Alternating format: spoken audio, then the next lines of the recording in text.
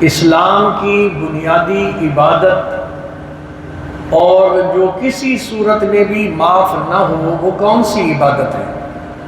وہ عبادت نماز ہے۔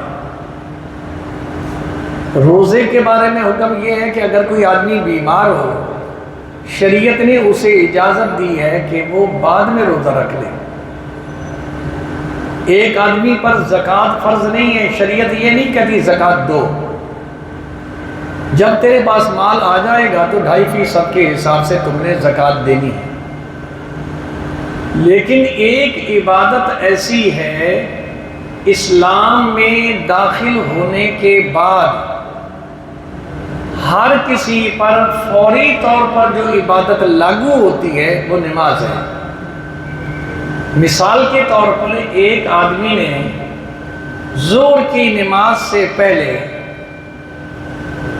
اسلام قبول کیا، کلمہ پڑھ لیا، اب جب اذان ہوگی اسے وضو کا طریقہ اگرچہ پتہ نہیں، دوسرے مسلمان کو دیکھ کر وہ وضو کرے۔ نماز ابھی اسے یاد ہی نہیں، اسے پتہ ہی نہیں نماز کیا ہے۔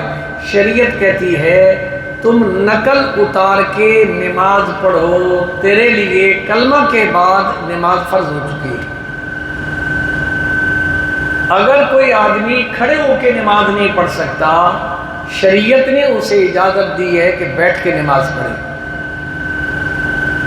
بیٹھ کے نماز نہیں پڑھ سکتا، لیٹ کے نماز پڑھے، تکیہ پیچھے رکھ لے، اپنے پاؤں قبلے کی طرف کر لے۔ ویسے قبلے کی طرف پاؤں کرنے بے ادبی ہے، ناجائز ہے، لیکن معذور آدمی کے لیے شریعت نے یہ آرڈر دیا ہے کہ وہ اپنا رخ پاؤں کا قبلے کی طرف کر لے اور منہ اس کا قبلے کی طرف ہو، اشاروں کے ساتھ نماز پڑھے، نماز معاف نہیں ہے۔ دوسری چیز، اگر کوئی آدمی معذور ہے اور وہ نماز وضو کے ساتھ نہیں پڑھ سکتا تو کیا اس پر نماز معاف ہے؟ شریعت نے کہا نہیں، نماز معاف نہیں ہے، اس کے لیے حکم یہ ہے کہ وہ تیمم کر کے نماز پڑھ لے، لیکن نماز پڑھنی ہے۔ اس لیے شریعت نے حکم دیا وَمَا فَإِن لَّمْ تَجِدُوا مَاءً فَتَيَمَّمُوا صَعِيدًا طَيِّبًا۔ اگر کوئی آدمی وضو نہیں پاتا یا وضو تو پانی تو موجود ہے لیکن اس پر استعمال کرنے پر قدرت نہیں رکھتا، زخم ہے، شریعت کہتی ہے نماز معاف نہیں ہے، اس حالت میں بھی نماز پڑھنی پڑے گی۔